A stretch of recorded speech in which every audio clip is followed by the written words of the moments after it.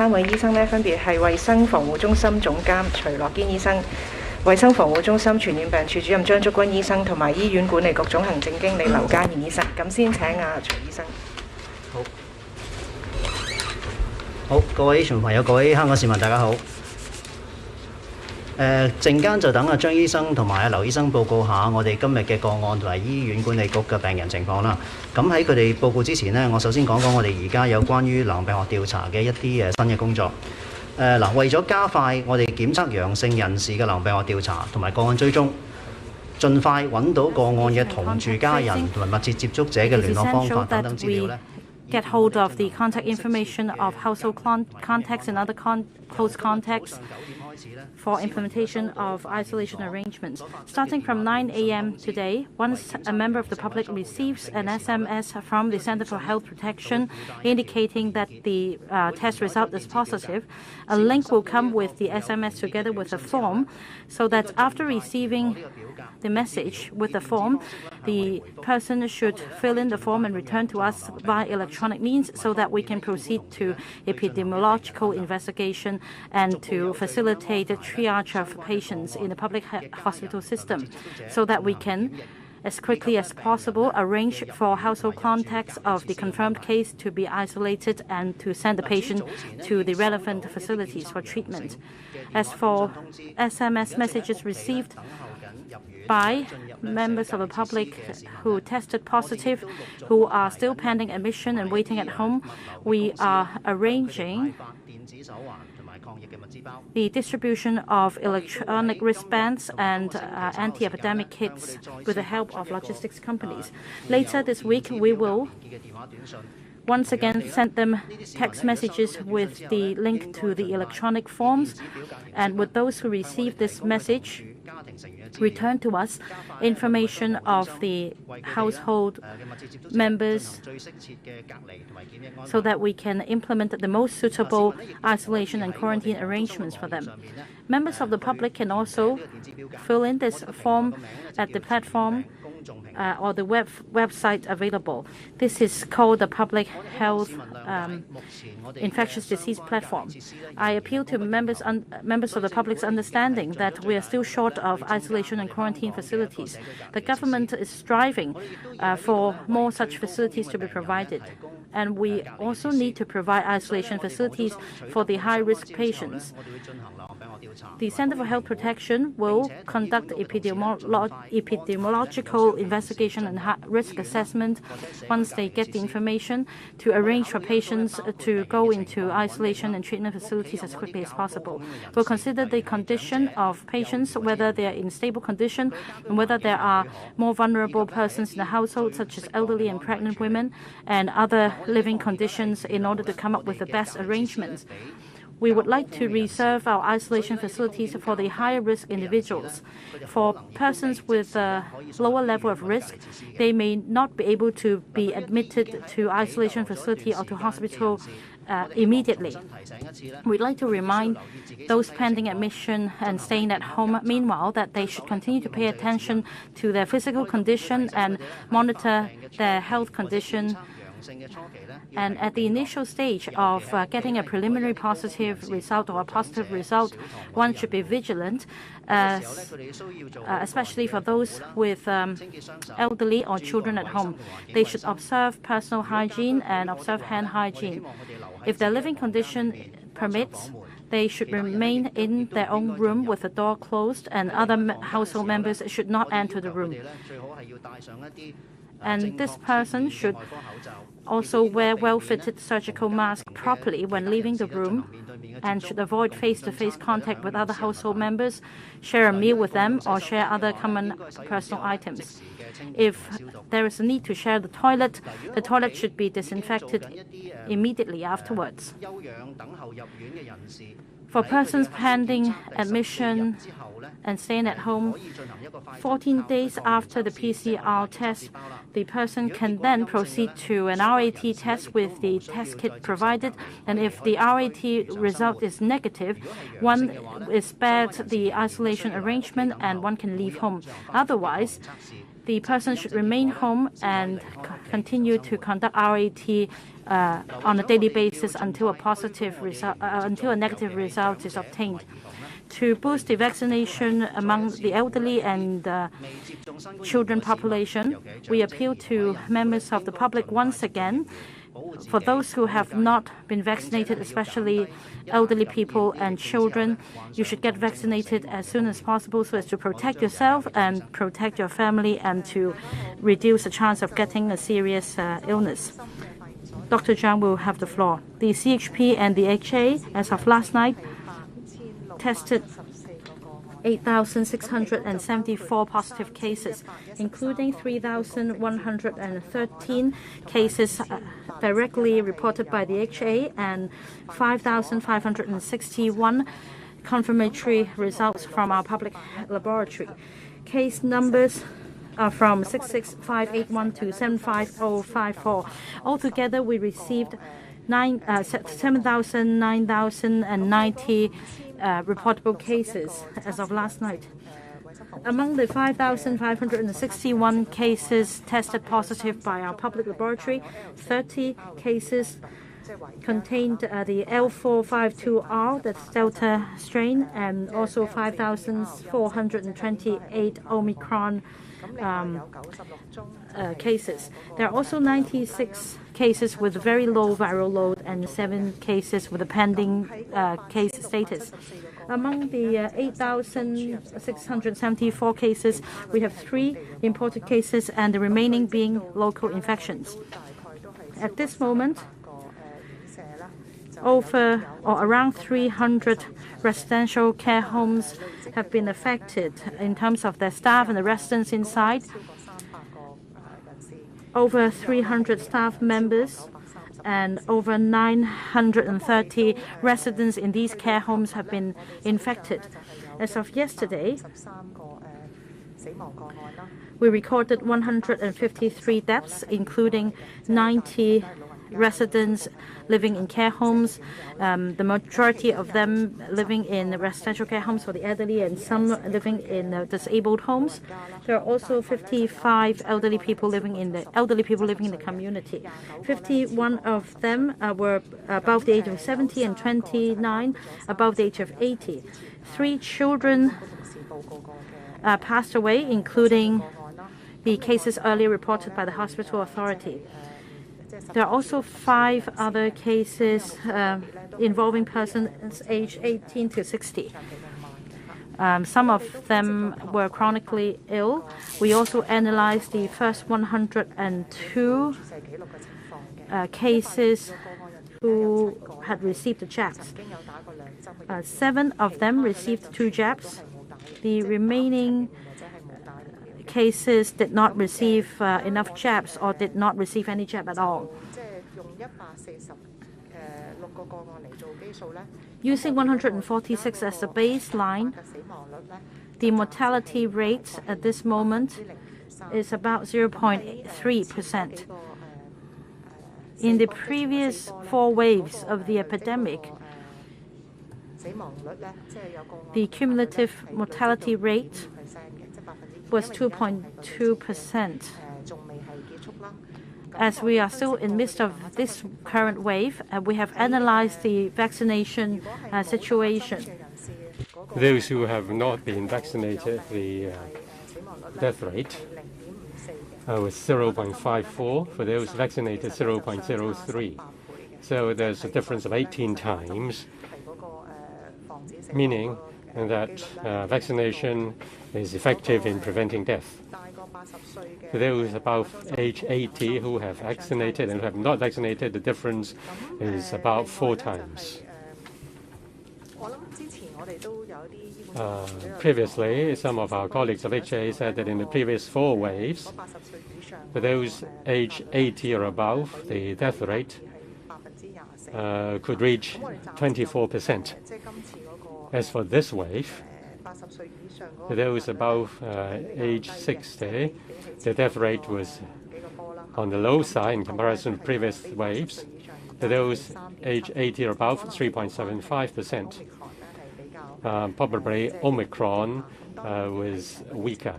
We have to wait till everything has passed before we can compare. effectively. In this wave, or during this wave, there were 3 deaths among children. In comparison with previous few waves, there was none death case among children, and children were less infected. We allow children 3 or above to be vaccinated. We hope that children can be vaccinated. Parents should bring the children there, and they should try not to bring their children out. And if children feel unwell, they should be brought to the attention of medical practitioners. Just now, the controller referred to the website www.chp.gov.hk/CDPI/.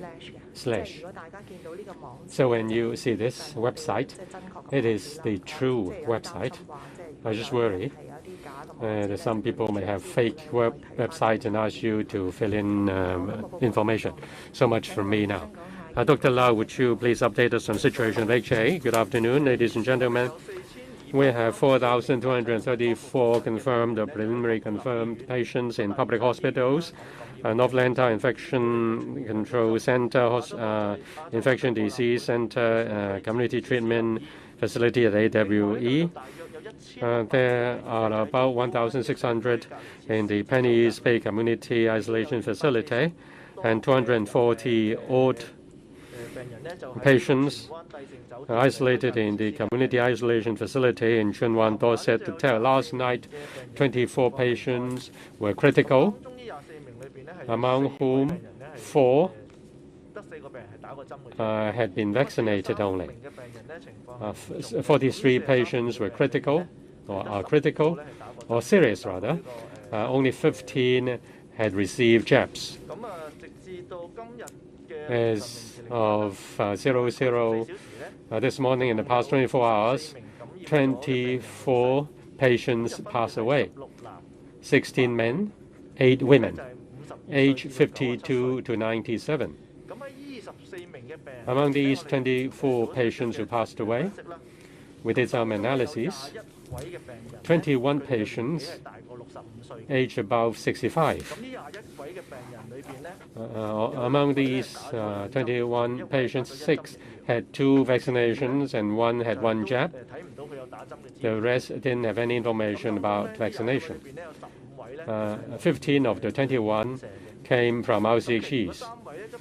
The remaining 3 who were a bit young, 52, 58 and 59-year-old, and only 1 had been vaccinated. Among these 3, I'll provide you with some information. The 52-year-old female patient was chronically ill, diabetes, and also kidney failure. When she was admitted, it was just because of low blood sugar. The 58-year-old patient was an inmate of an RCHE, mobile, had chronic illnesses, including liver disease, and also had stroke before. The other 59-year-old patient had diabetes.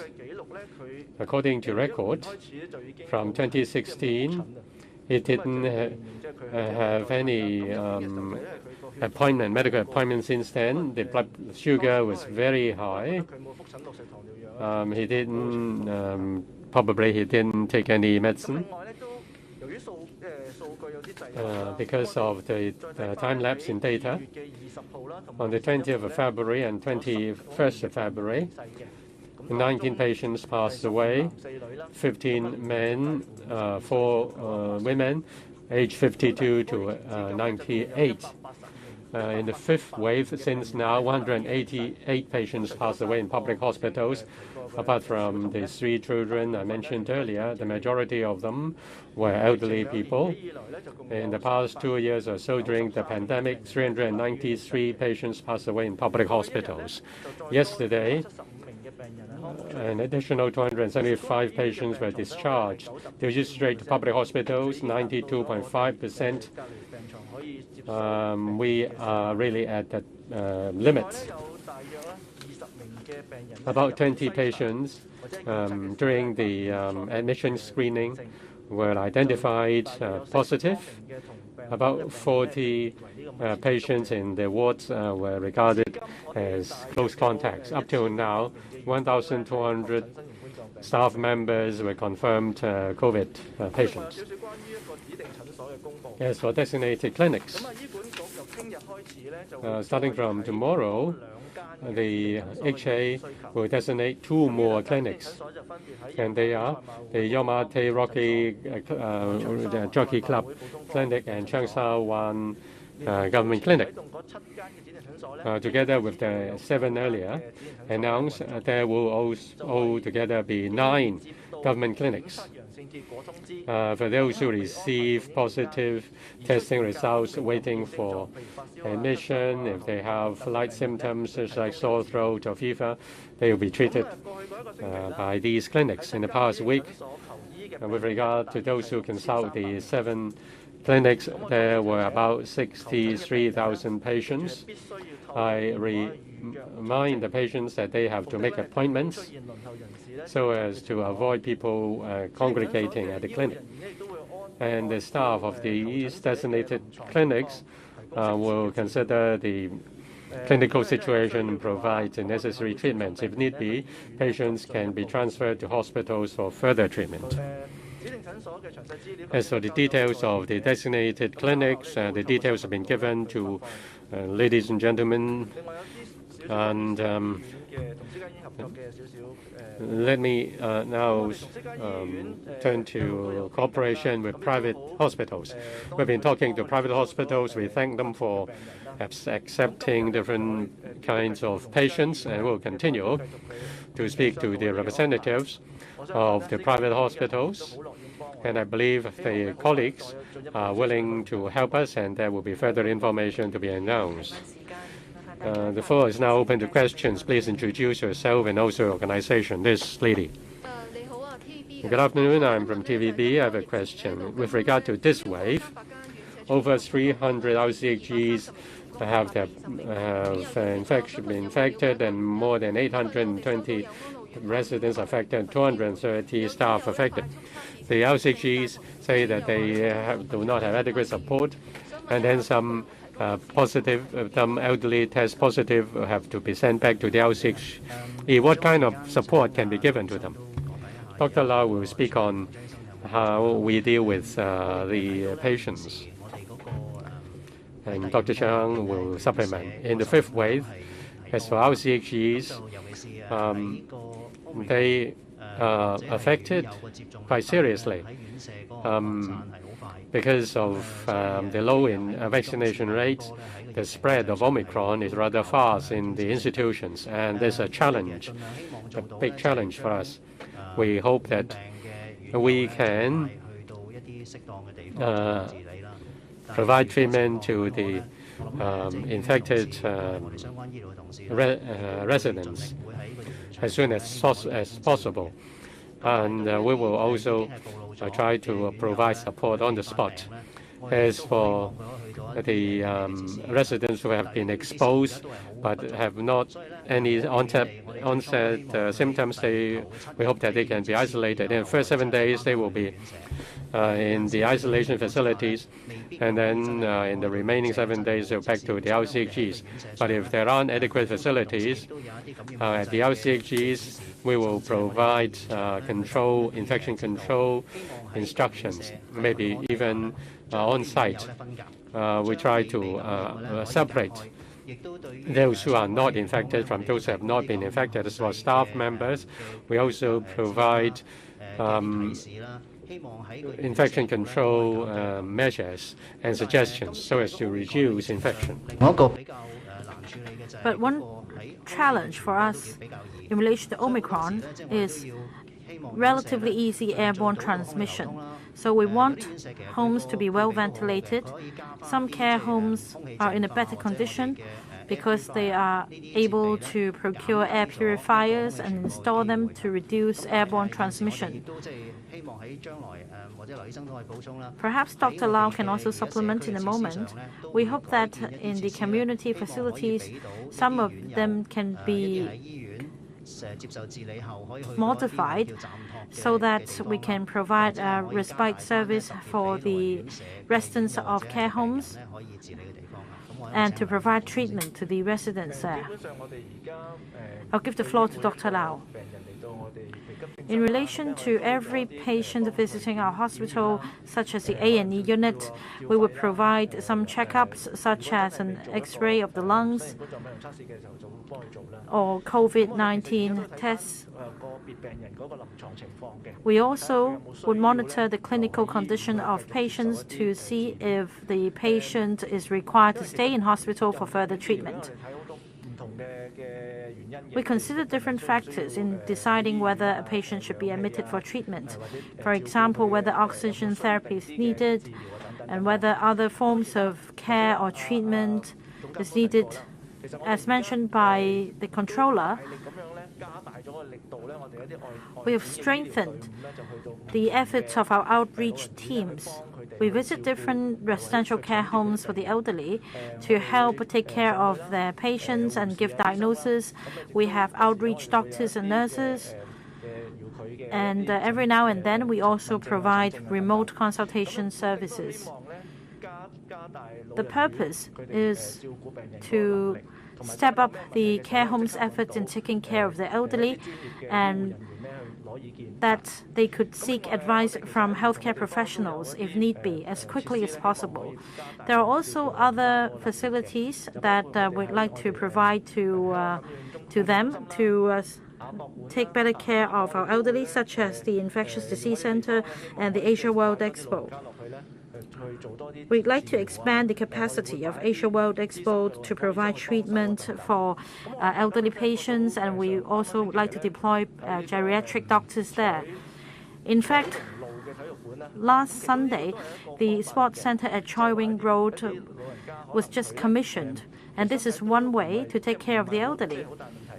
Some elderly residents are in better shape, so to speak, and they may be waiting for a negative result before they can be discharged to the residential care home, or that they in fact are ready to go back to the home, but due to some circumstances, for example, when there is an outbreak in the home or when staff members in the care home are down with COVID, they may not be able to return the home there and then, and that they could receive respite service at the center. The center is run by the Social Welfare Department, and there is a dedicated team to taking care of elderly people. It is hoped that adequate care can be provided to elderly patients at the center so as to lift the burden on the public healthcare system. I'd also like to appeal to the public here. In the past, the vaccination rate among elderly residents in care homes have been low. Before the fifth wave hit, our colleagues strived to boost the vaccination rate among elderly residents, but we understand family members of elderly residents in care homes were reluctant. They believed that the next wave had yet to hit the community and that the elderly people don't go out often. But this time I appeal to everyone that if you have an elderly family member living in a home, please support our efforts in boosting the vaccination rate. In fact, in the past 2 weeks, many colleagues in different institutions have continued to persuade family members to agree to allowing the elderly residents to get the jab. Now, the rate is on the rise, but we need to catch up, because this is exactly the critical moment of having outbreaks in the residential care homes. If we can boost the vaccination rate in these homes, it will definitely provide better protection to them. So if you have an elderly family member living in an elderly home, please support their vaccination. Next question. This one in the front row. And from Now TV. The first question is this.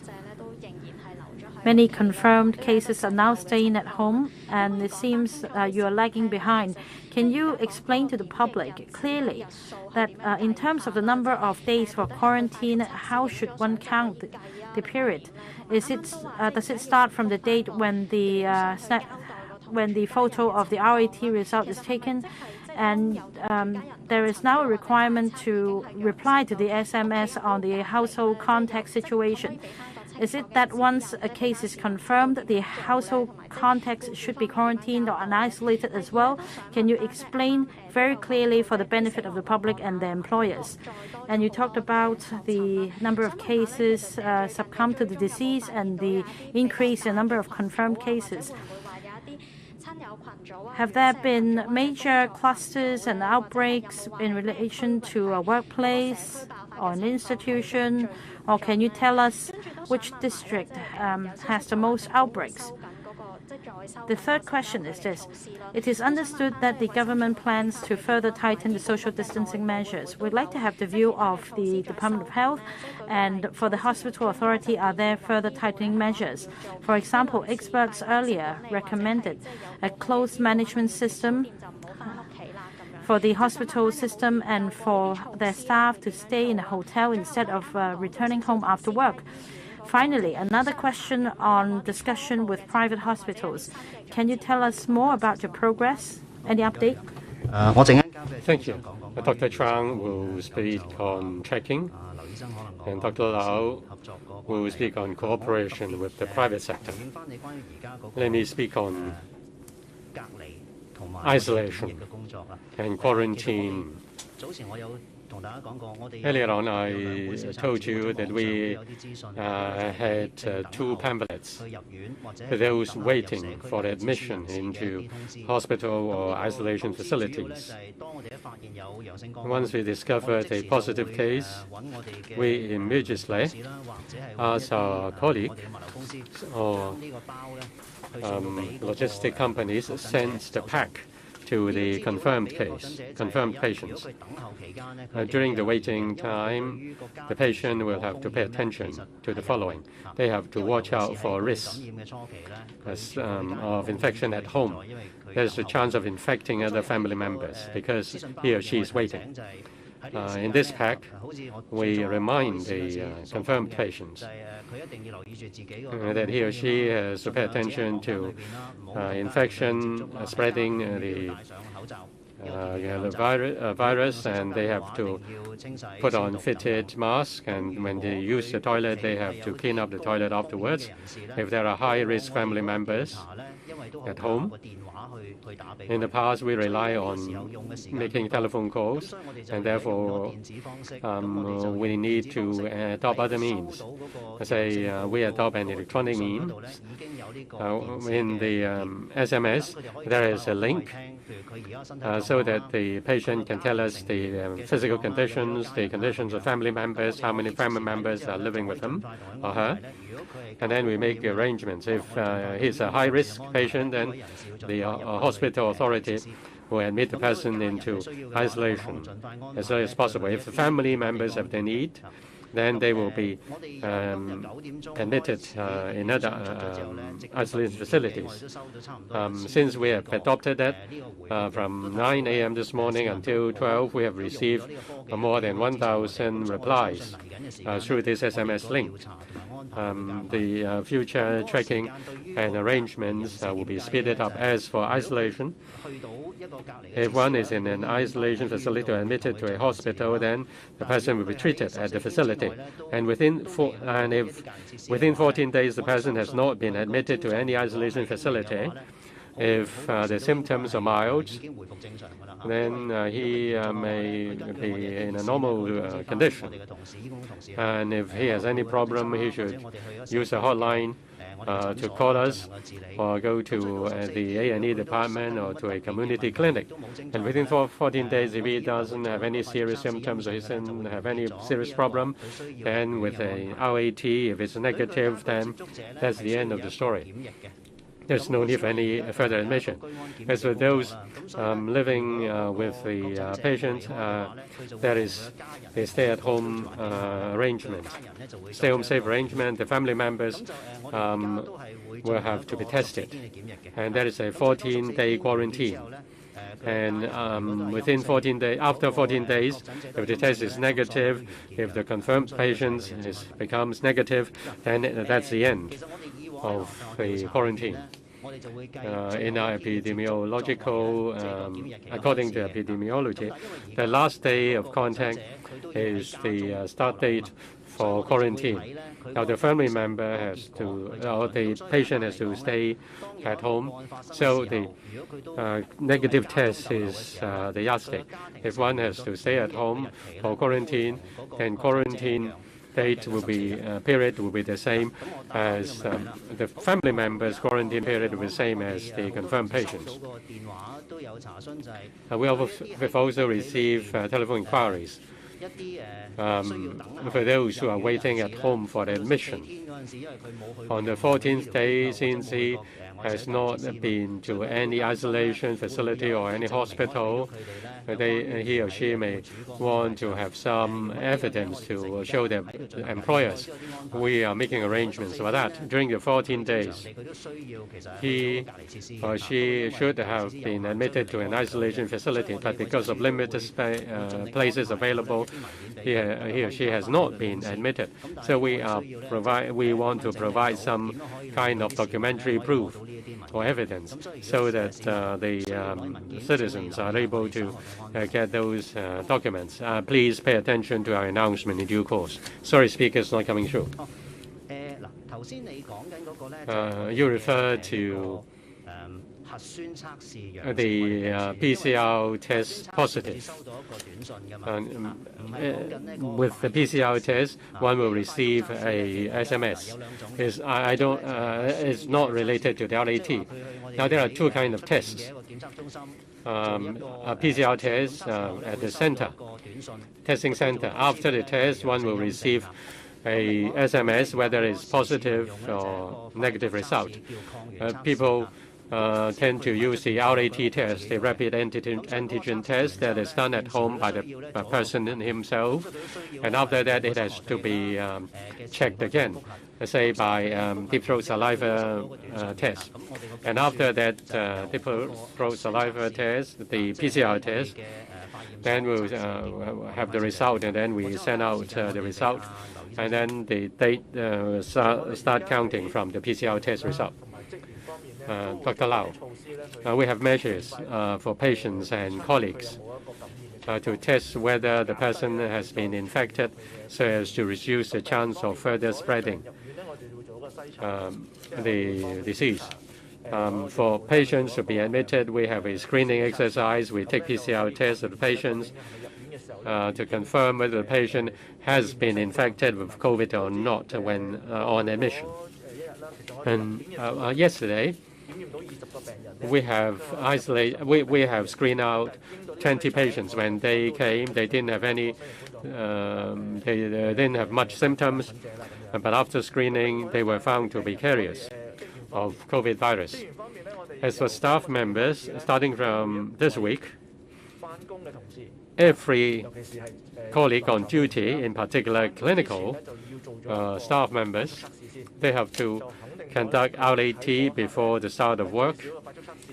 At least at that moment, the colleague is not a carrier, and that will reduce the chance of being infected without knowing, and thereby spreading the virus among colleagues. Another measure is infection control in the hospital. We impose strict measures on our staff. They have to put on their mask properly. They should avoid talking to staff members. They should avoid eating together. Everybody have to put on well-fitted masks. As for private hospitals, as I mentioned earlier, it's about this time the HA colleagues are now having a meeting with the representatives of private hospitals on ways and means of having our patients to be treated at private hospitals for, say, rehabilitation or for convalescence. Whether that can be for treating dialysis or for other chronically ill patients. If they can be accepted by the private hospitals, we will have more space or more room for our patients. Dr. Zhang will take the question on investigation. For residential care homes, over 300 homes have been affected. For the majority of them, there aren't many cases. Over 30 such homes recorded over 10 cases, including staff members and residents. And for some homes, over 40 cases have been recorded. But of course, we include RAT results as well to define them as outbreaks.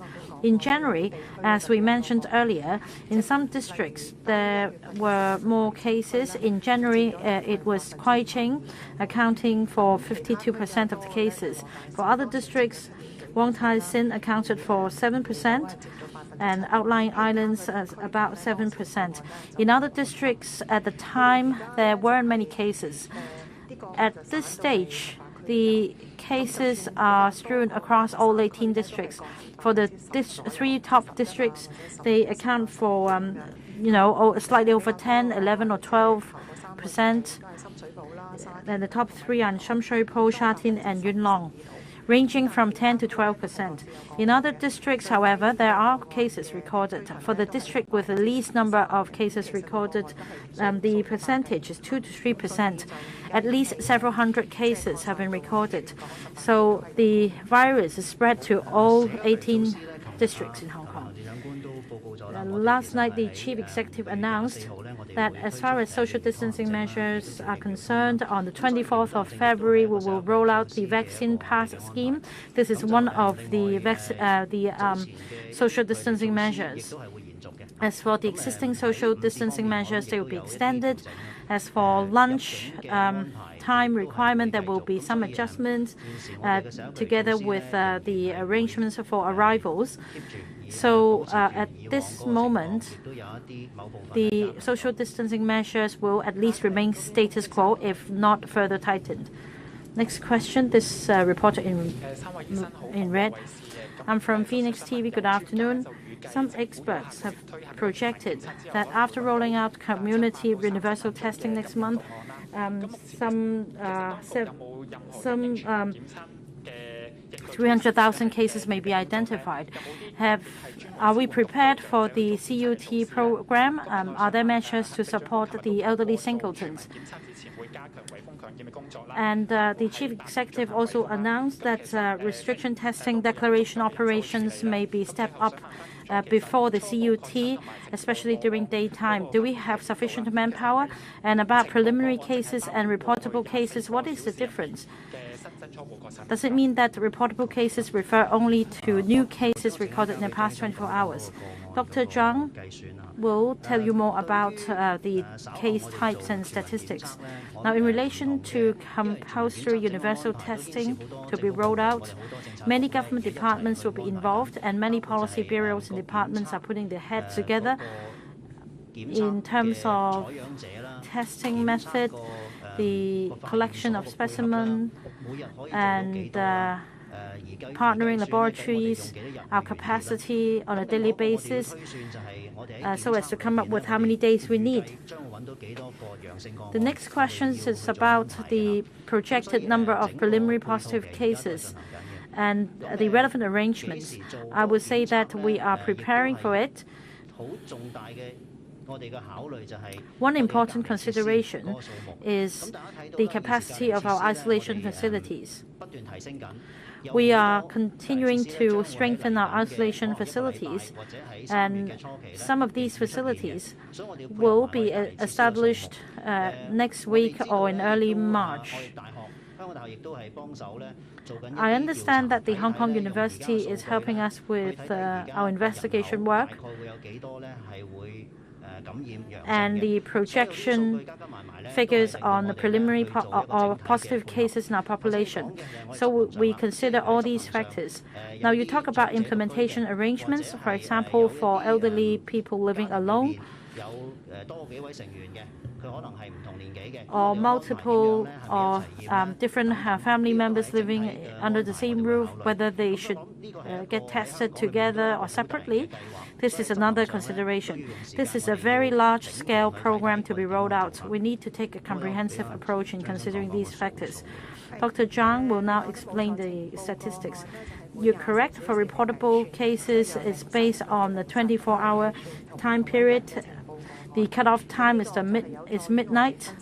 This helps us with analyzing the trend, whether the trend is upward or not. We should use the same yardstick in assessing the trend.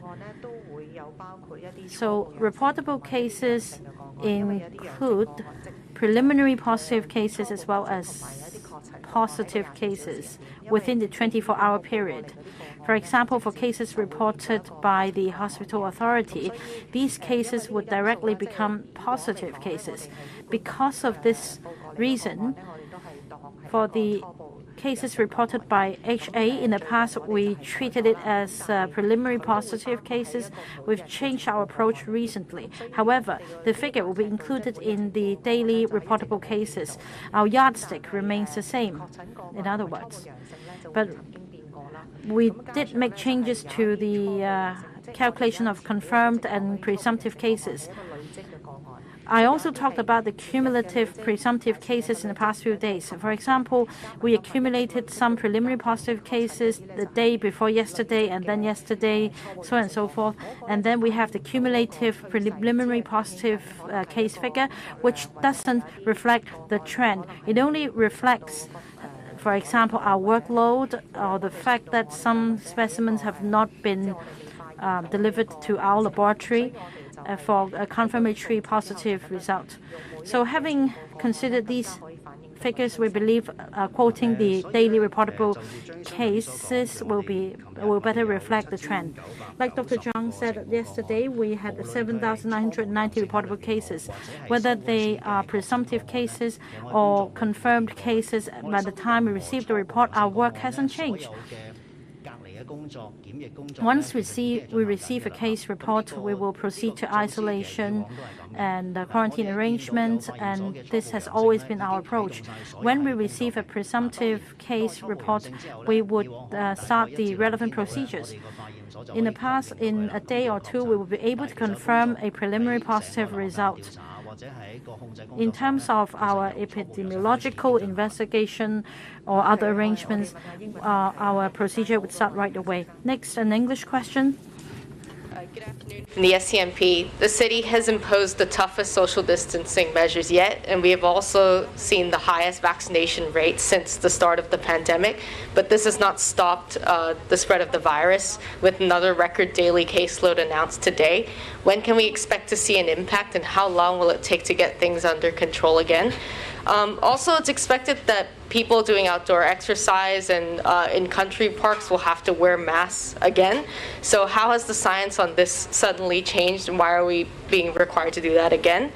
And with universal testing starting next month, how can people avoid getting infected as they wait for their turn to get screened? And I'd also like to clarify some things. So have there been any more people who tested positive in the morgue or died outside public hospitals? And can I confirm with Dr. Lau the total number of HA staff infected since the fifth wave began? Thank you. Okay, so I'll respond to your question about the current control strategies and also the universal testing. So yes, indeed, we are in place series of social distancing measures, and at present we are also trying to boost up the vaccination rate in Hong Kong, so that to try to contain the disease.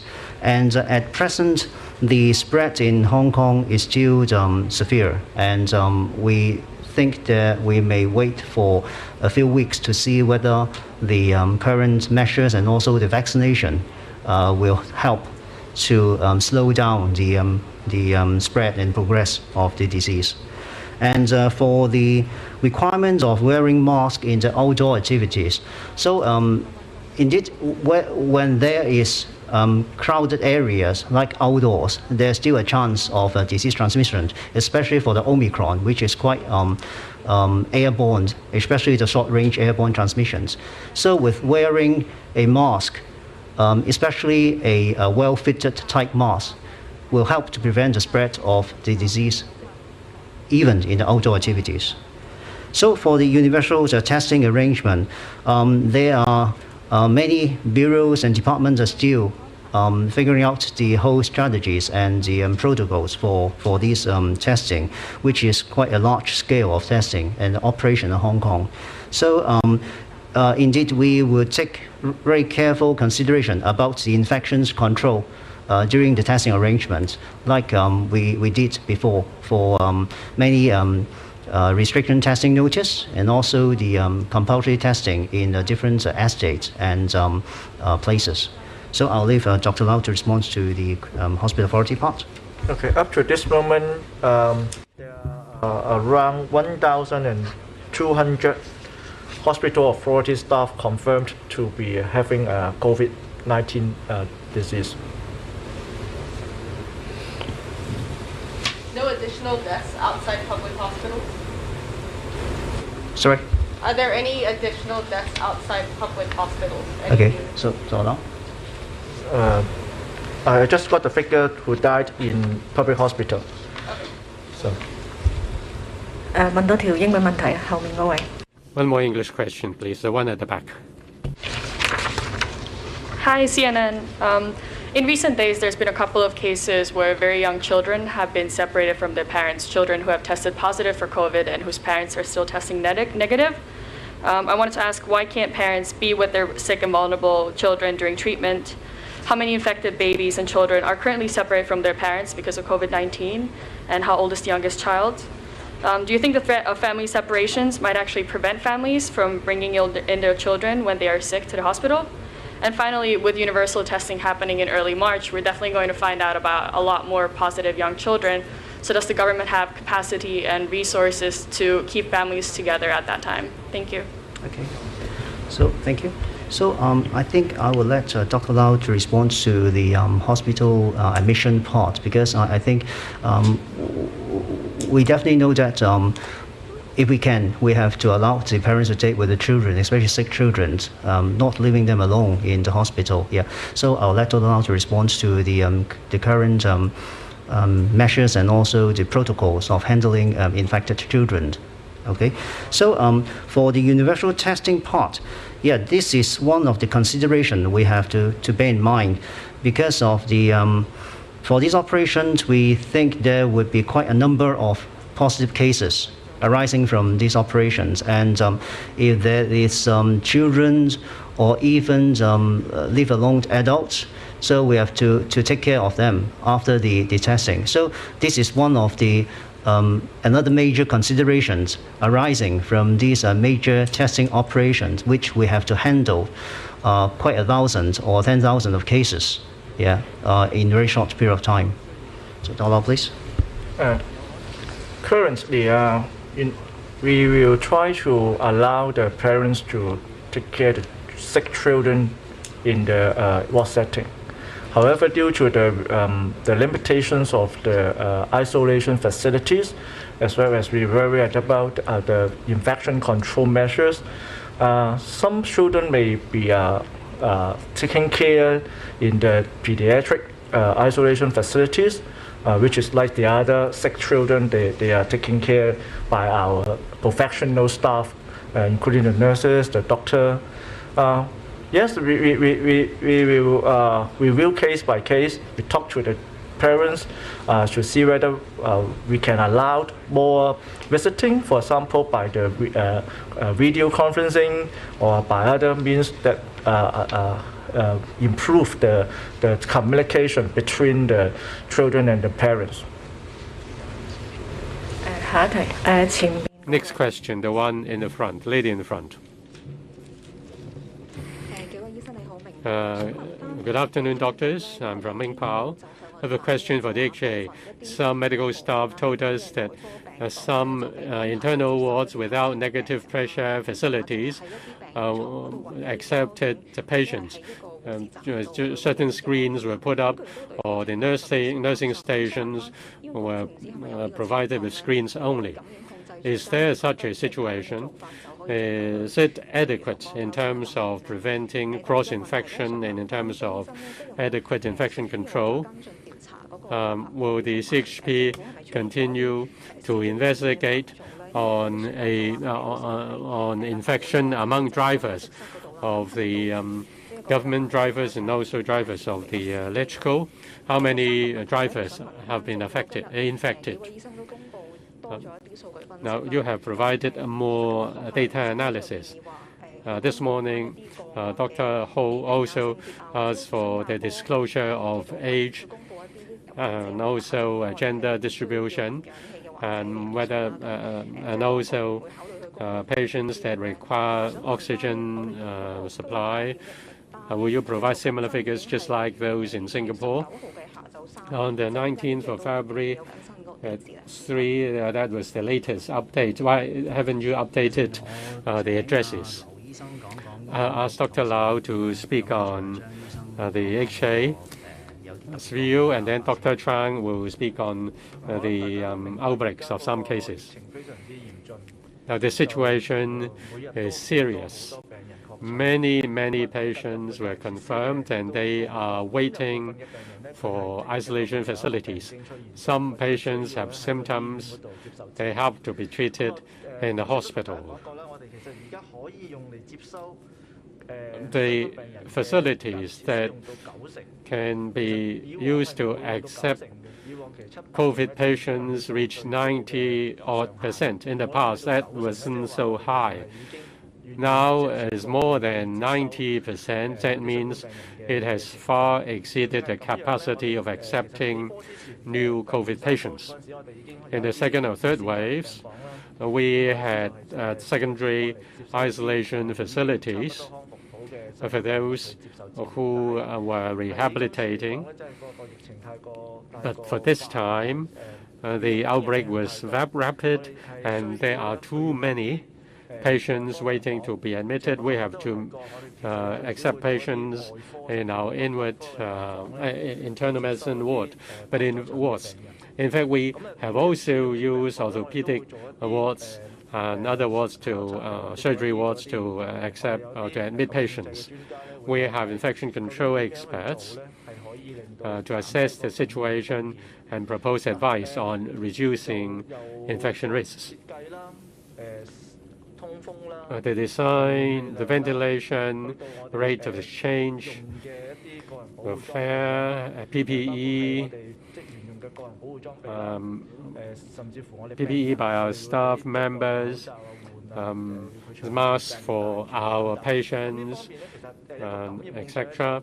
are all the measures and factors we have to consider.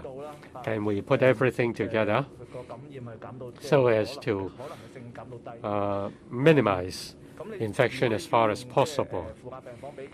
If you compare that with negative pressure wards, that is not comparing like with like. Not for this time, at least.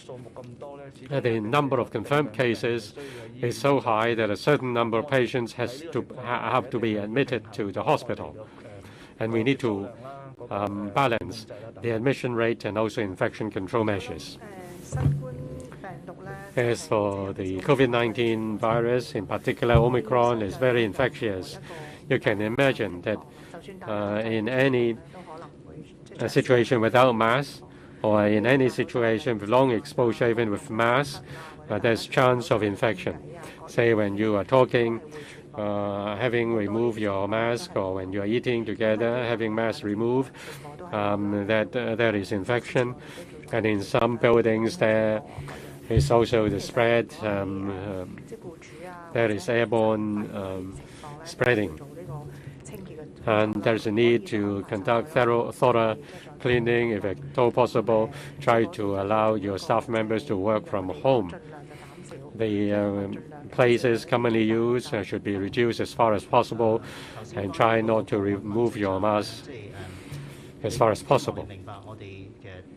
Concerning the analysis of the cases, we try to obtain all the data available and then release information to you. As for Omicron, the spread has never been experienced before. It's so fast. The cases surges from 100 to 200 cases per day to today more than 7,000 cases. If we are to conduct a quick analysis, we still need time. Dr. Chang's team and Dr. Lau's team have been trying their best to provide the analysis for you as soon as possible. As to whether we can provide more information, more analysis to make it more transparent, to make it more transparent to the public, we try the best. As for isolation at home, we need to make telephone calls, so that is some time lapse. But judging from the reply of the citizens, we believe that we can obtain the information, necessary information very soon, and then we can update the information quickly. Two more questions, please. I'm from Hong Kong 01. Good afternoon. My question is this. For the elderly respite centers, how many elderly residents have been sent there? What is the situation? And will you consider operating a couple of more such centers? For the 24 patients who met their demise, which jab did they receive? Were they Omicron or Delta cases? Can we have more details in relation to these death cases? And about this link to an electronic form, we tried to access it, and it seems that many of us couldn't access the link. Would you improve the system? And if elderly people are not familiar with using mobile phones, can they use the conventional means? I'll defer to the other two doctors to explain about the deaths. About the electronic form, we do envisage some users not being able to use electronic forms. If on checking we find no information contained in the electronic form, we will ring them and follow up. Sometimes we need to ask follow-up questions as well. We need to go deeper in our investigation. For example, because of the patient's occupation, we need to make further inquiries. And I thank you for your reminder. We're not sure about the network situation. And around noon, when I left my office, I learned that there are over 1,000 cases, and perhaps I'll pass the problem to Dr. Zhang. Maybe too many people are trying to access the platform at the same time. As of last night, for Chai Wing Road Sports Center, about 100 elderly people had been sent to the center via our clusters for further care and treatment. For the 24 patients who passed away, as mentioned just now, 7 patients received one jab or at least one jab of COVID vaccine. But I'm sorry to say I don't have information at hand about exactly which vaccine they received. In other words, 2/3 of the patients who passed away did not receive any jab at all, at least from the information I have at hand. In other words, 2/3 of these patients who passed away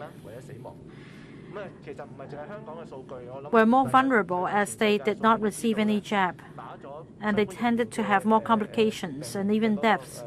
This is also consistent with the global evidence that once vaccinated, the risk of further complications or death would be substantially reduced. So I echo Dr. Choi's appeal for residents living in care homes. And let me cite these cases for the patients in their 50s who passed away. They had mobility issues and they resided in a care home. So for staff members and residents living in care homes, I appeal to you to get vaccinated as soon as possible. I understand family members may have their concern because of the old age of the residents. They may be concerned about the side effects. But we understand from evidence around the world that if you get vaccinated, you'll be safer. Whereas if you are left unvaccinated, you'll be exposed to greater COVID risks. Last question, this lady over here. 3 doctors, good afternoon. I'm from Economic Times. I have a question about residential care homes. I received information that for elderly residents who are under isolation at the moment, they have a negative test, but then they feel unwell and they get admitted, and then their result becomes positive. From the residential care homes perspective, because they are not healthcare professionals and because of manpower concerns, they may have problems with tackling these cases. Now, with so many homes with deaths, had these cases been detected, some deaths could have been avoided. And about confirmed cases who have stayed home for 14 days, if they get a negative result after 14 days, they can leave home. But what if it's an RAT test that they perform on their own? What is the proof that would allow them to go out again? Dr. Zhang, I understand that you announced preliminary positive figures in relation to a few days before. Would you also announce the preliminary positive cases recorded today? And Dr. Lau, you mentioned 19 deaths between the 20th and 21st of February. Can we have the breakdown? How many on the 20th and how many on the 21st? About the 2 additional designated clinics, the 2 clinics are in Sham Shui Po and Cheung Sha Wan, both in Kowloon. Is it because the situation is more dire in Kowloon? What about other places in Hong Kong? Will there be additional designated clinics? I'll defer to Dr. Zhang and Dr. Lau to respond to your questions first. I've been explaining that the presumptive cases is a cumulative figure, which I do not want to use in assessing the trend. I can tell you, as of last night, the cumulative number of preliminary positive cases is 8,566. I'd like to, however, quote the reportable cases instead in assessing the trend, because otherwise, if we use the cumulative figure, it may be affected by, say, the delay in receiving some specimens.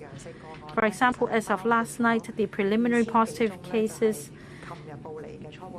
the cumulative figure includes 2,000 cases reported just last night, but it also includes some cases reported the day before last night and 2 days ago. So that's not a figure to help us with identifying the trend. I'm not going to quote this figure anymore. I'm not trying to conceal the figure. I just don't want the public to be misled in the sense that this figure represents in any way the trend. Dr. Lau. One patient, aged 89, passed away on the 20th.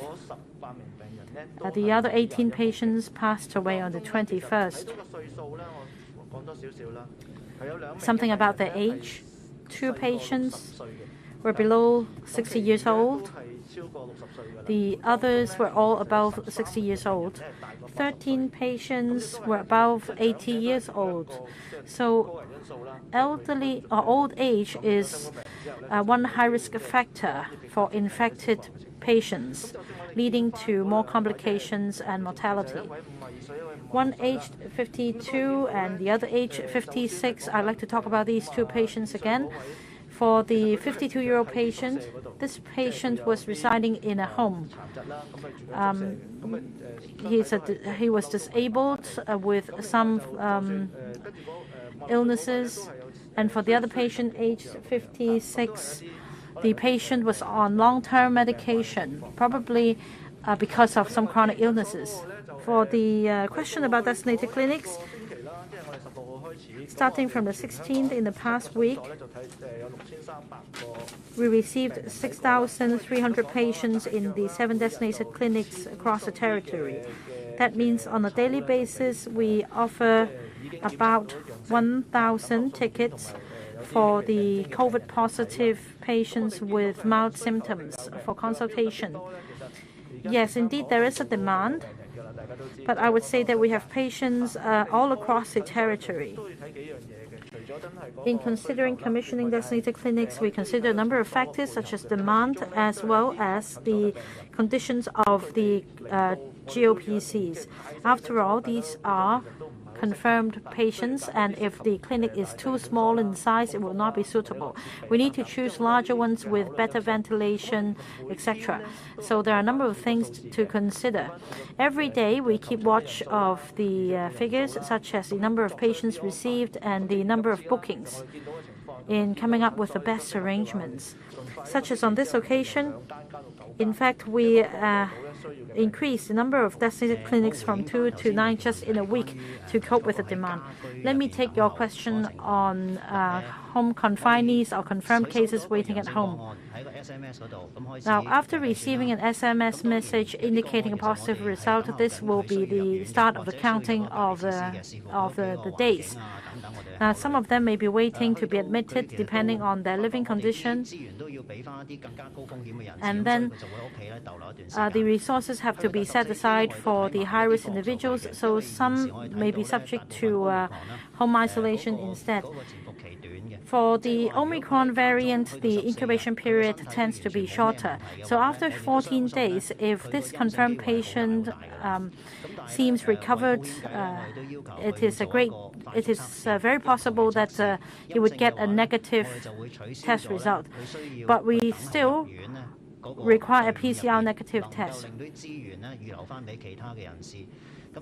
Once there is a negative test result, the resources can be reserved for those in need. Now, for the positive cases who have stayed home for 14 days, like I explained just now, they may need proof that they have been subject to isolation under some circumstances. And like I said, arrangements would be made in due course because, like I said, if these patients have been sent to an isolation facility or a hospital, at the time of the discharge, a medical record or a certificate will be issued. But for those who stayed home whilst under isolation, we will work out an arrangement so that the home confinees can report their condition to the companies concerned.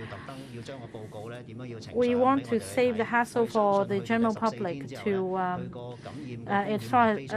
in relation to the report. We believe after 14 days, the risk of infection would be very low, together with the home test arrangement. And I thank the reporter once again for informing us about the slow connection of our platform. Dr. Zhang's team will fix the problem as quickly as possible. Now, if the connection remains slow and if you cannot access the platform, please be patient. After an hour, go back to the platform and fill in the information for our benefit. We really rely on this website to get information from you. So we will dispatch a team to fix it as quickly as possible and speed up the connection. And if after an hour the connection remains slow, please allow us some more time. This is the first day of commissioning, and maybe many people are trying to fill in forms for us. Please give us more time. That's the end of the press briefing.